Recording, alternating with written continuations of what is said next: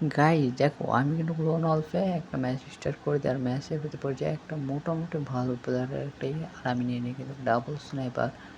এতে একটা sniper shot দিছে, আবে আবে আবে মারিস না মারিস না মারিস না, আরেকটা এই অল্প একটা মারিস না মারিস না মারিস না মারিস না মারিস না, আবে একটা লাগে আবে খারাপ, এটা কি ছিল বে? আবে এটা কি ছিল? হেডশট मैं तो हैकर ভাই। জীবনে সর্বপ্রথম মনে হয় এডাব্লিউএম এ হেডশট দিছি, মানে M2 হেডশট দিছি। আবে সালা আরেকটা রাউন্ড আছে।